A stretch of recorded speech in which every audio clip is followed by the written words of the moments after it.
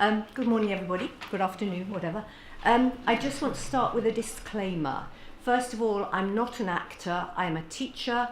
Secondly, my drama translation is mainly driven by pedagogy. I will try not to talk about the pedagogy today, but it has blossomed out into something quite different from what we expected originally. And I was really just responding to the theme of the conference. I realised that my abstract is very wordy and very theoretical sounding, and that's not really what I want to talk about at all. I want to talk about the nitty-gritties. But as you can imagine, transferring Chinese, modern Chinese, to modern English or contemporary English does have problems in that basically you cannot do it literally ever. I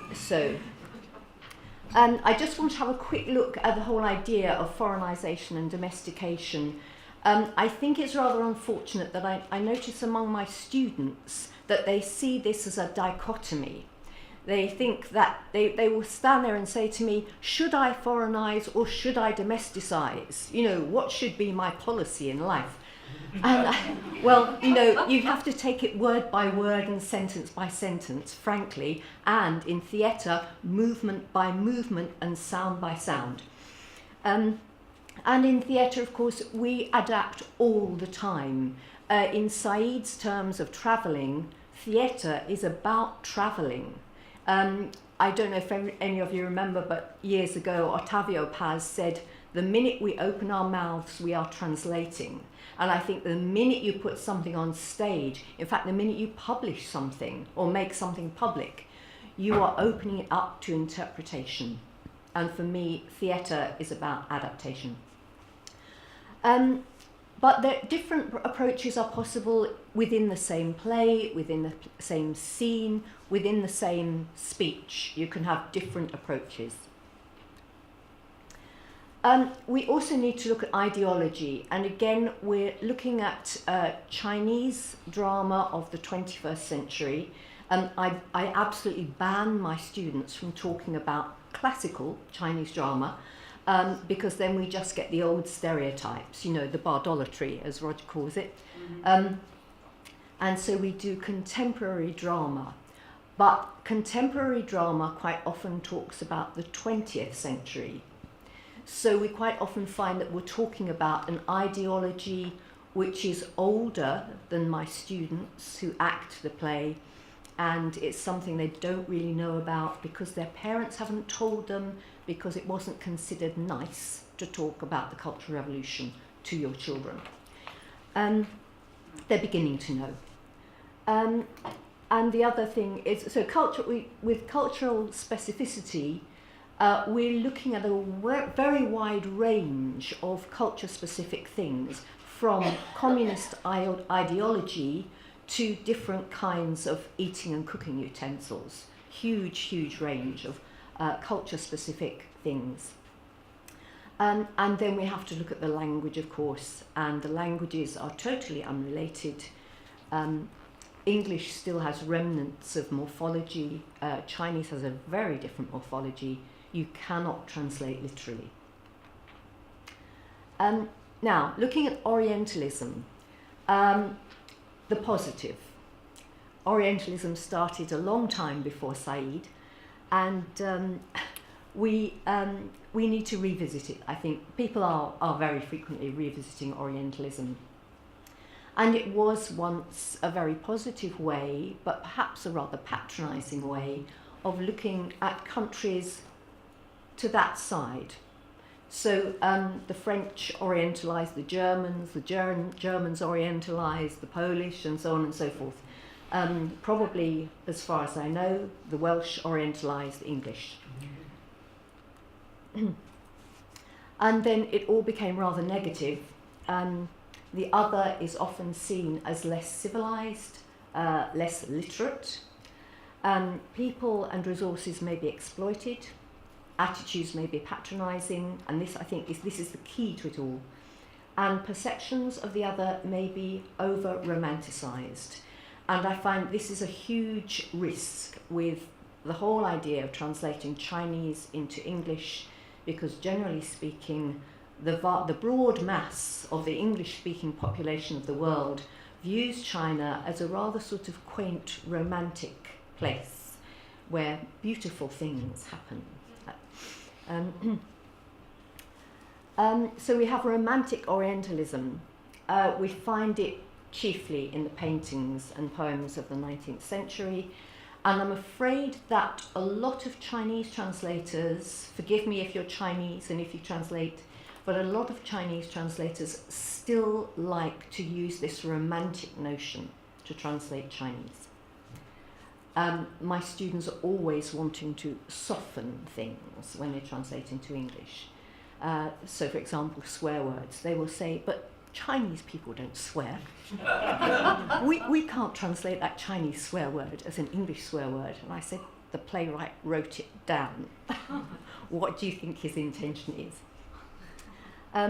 And so they do tend to romanticize. Then you have a slightly more reasoned appreciation of Oriental philosophy. So, for example, Voltaire, Brecht, and so on.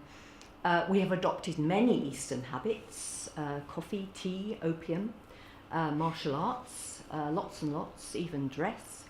And then you have a degree of adaptation of the philosophies, so taking on of Eastern philosophies. All this has to be considered, I think, in this notion of transferring stage items. So what I'm really looking at is auto-orientalism, in that there is a tendency now, I think, in China, especially with the advent of soft power. China's got this great soft power, to make China look ancient, classical, refined, romantic, beautiful. And it's not like that at all. China's a perfectly normal country with a perfectly normal language and normal range of attitudes across the population, which is why I ban classical drama in my classes. We only do 21st century. So why do people try to auto-orientalize? One thing is appeal to authority. If you look back at ancient things, you are appealing to an established authority, what things used to be, the good old days, if you like. There's attraction in image. Obviously, you want your image to be attractive to the outside world. Marketing is a part of that. And very often people want to emphasize difference, again, for marketing purposes. And I have a constant battle with my students who say, oh, but we do it differently in China. And I say, oh, yes, yeah, we do exactly the same thing.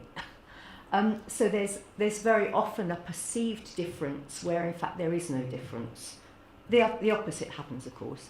But I think we need to look at similarities.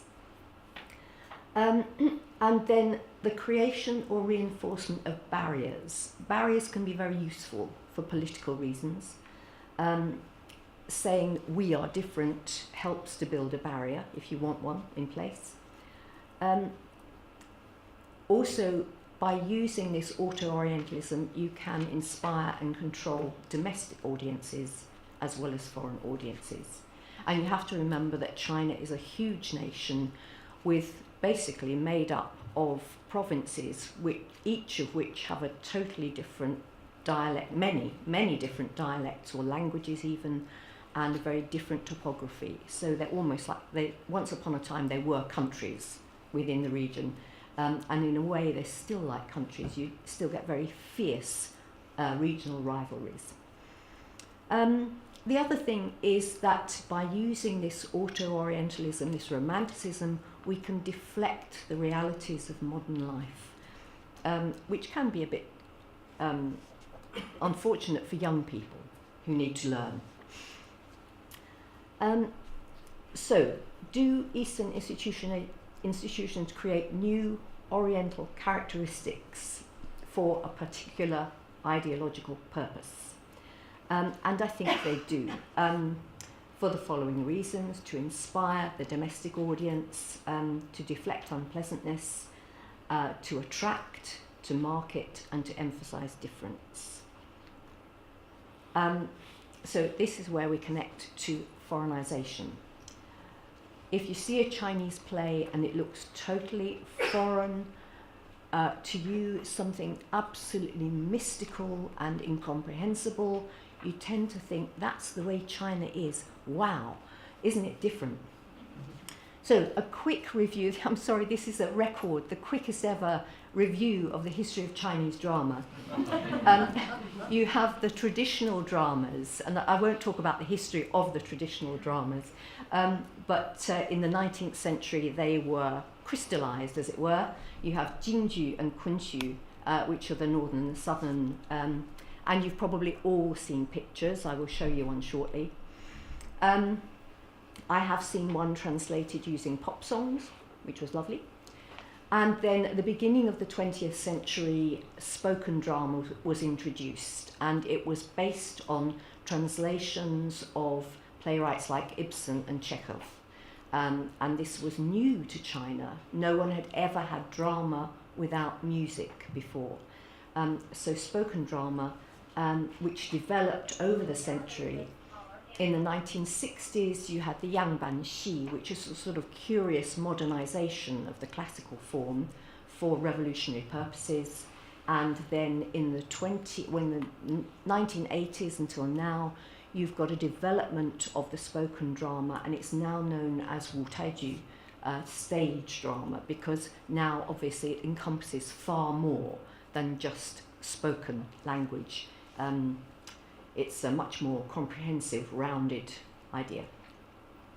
So, going back to tradition, this is probably the kind of thing that you've seen as Chinese drama. This is the kind of thing that we see put on in big theatres here, and you'll have copious notes to explain to you what's happening, and sometimes very weird super titles. I took my husband to see a Shanghai version of Lear at the Edinburgh Festival, and he turned around to me and said, "Are the super titles meant to be funny?" He's not a Chinese speaker, by the way. And then this morphed into, we have the spoken drama at the beginning of the 20th century, so people wearing still Chinese, but slightly more modern clothes and speaking modern vernacular Chinese. This is a scene from Chaguan Tea House, which is one of the famous groundbreaking modern Chinese dramas. And then you have the revolutionary Yangban Xi, where they use the form of the ancient opera, but they use modern Chinese with revolutionary ideas and an admixture of classical, Western classical background music.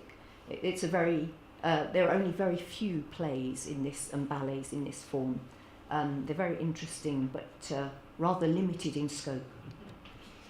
And then on into the 21st century, the picture on the left are my students doing their play this February.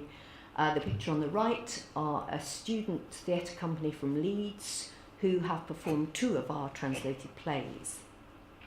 I was absolutely shocked when I saw these actors all wearing white, because I don't know if you know, but white is the colour of mourning in China. And to see all these actors come onto the stage in white kind of shook me slightly. But it's, you know, that I think is a very deep-seated cultural difference in that the English actors didn't know about the colour. They acted the play very well, but the whole, for me, this colour theme kind of made it slightly different. And I think that's a kind of extreme form of domesticizing, which throws you. So what are the problems? I think one of the problems still is that there are not very many people translating from English into Chinese who are native speakers of English. So a lot of the translations are by Chinese native speakers, and they will claim that they need to do it because they need to be faithful to the original. But it's very difficult when it comes to staging it, because you've got, as Monica was describing, the awkwardnesses of classical Greek, and you get these awkwardnesses of literally translated Chinese. So one of this business of Chinese people not swearing, one of the early plays we did was absolutely full of rural vulgarity. And the students were very, very nervous about translating it. They said, oh, no, Chinese women don't say things like that. I said, well, it's there, somebody must have said it. But by the end, they were swearing in English with great gusto. And the audience loved it. And then we have things like a kung. A kung is a heated brick platform that runs the length of a traditional Chinese house with a fire underneath. You sleep on it, you sit on it, you eat on it, you write your letters and do your sewing on it. And we had a play which centred around activity on a kung. And so what we did on the end was we just used the word kung, so we foreignised it totally, but through the acting we made it clear what it was. And I think this is very important in drama, is that we don't work with words only. We work with action and sounds and movement and space. And we can do all sorts of things with that. And so that we can foreignise and yet at the same time bring it close to our audience. And I just mentioned to Sirku, my best memory ever of the Traverse Theatre in Scotland was seeing Edwin Morgan's translation of Cyrano de Bergerac, and in Scots. And you could have watched the whole play just with the feet of the actors, because what the producer had done was put everybody in different shoes, and it was the shoes that said everything, not the words. The words were lovely, but the shoes were even better. So coming back again to noodles. Now, noodles in China are comfort food. So I don't know what you eat for comfort food. Chocolate, right? So how do you? So if a character's saying, "I really need some noodles," how do you get that across to a British audience that this is comfort food?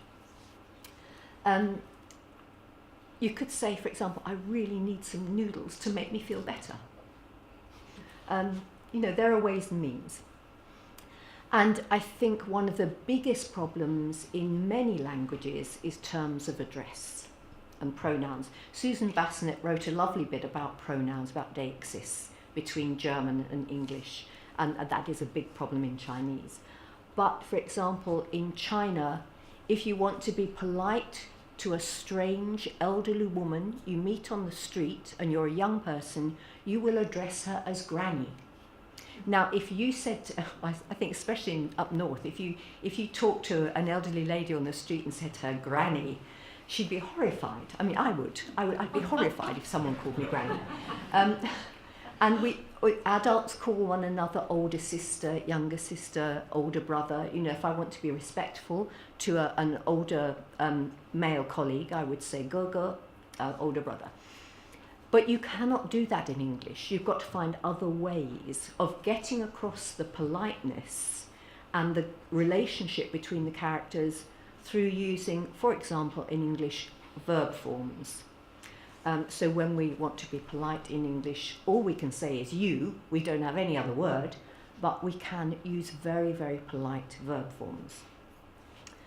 The other thing is the names. Now, names in Chinese are sometimes quite difficult for non-Chinese people to pronounce. So, for example, Xiaoxi is pronounced Xiaoxi.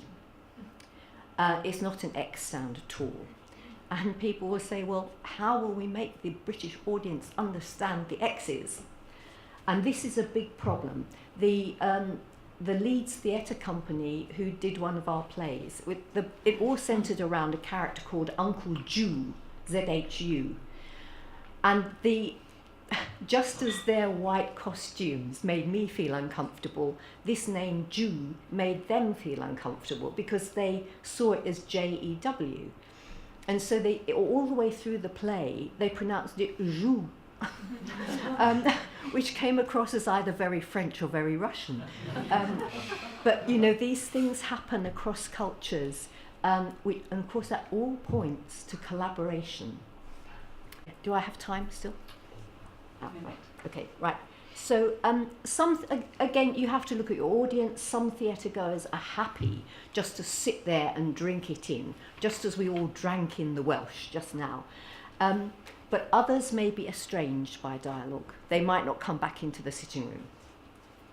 And the one thing we do not want, and I hear and see this often in theatres, is people laughing when they're not meant to laugh. There was a Chinese play put on in London recently, Thunderstorm, which centres around an incestuous family, and it's a very, very tragic play.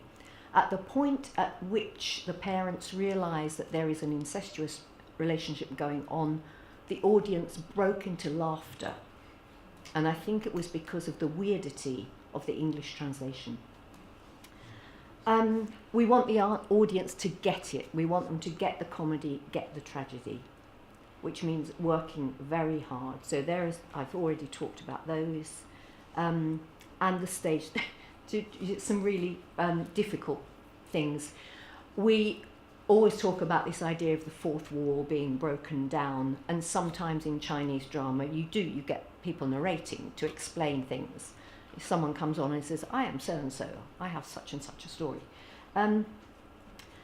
This is a play I just found randomly, where the innkeeper comes on at the beginning of the play and says, an innkeeper is like the Lord of Meng Chang.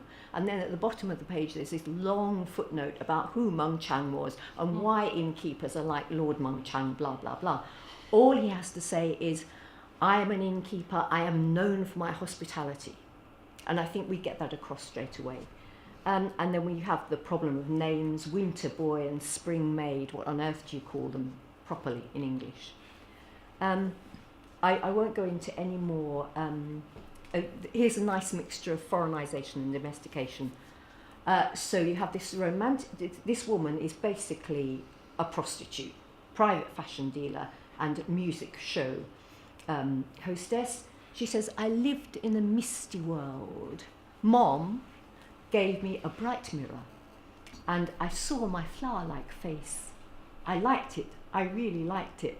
Oh, my wondrous mirror. And this is a very vulgar, coarse woman in the sex industry, you know, speaking these very elegant little words. And then later on in the same play, somebody says, excuse me, grandpa, excuse me, talking to a total stranger. And then it says, gee, it's so quiet in here, in a morgue. So these are the kind of practical problems we have translating Chinese drama into English. I will not go on, but I think one of the things that we need to think about very carefully is the power of suggestion. We have words when we have a published play, but it's so much more than words. It's action, music, movement, space. And we can do a lot more than just think about the words. Thank you. Thank you.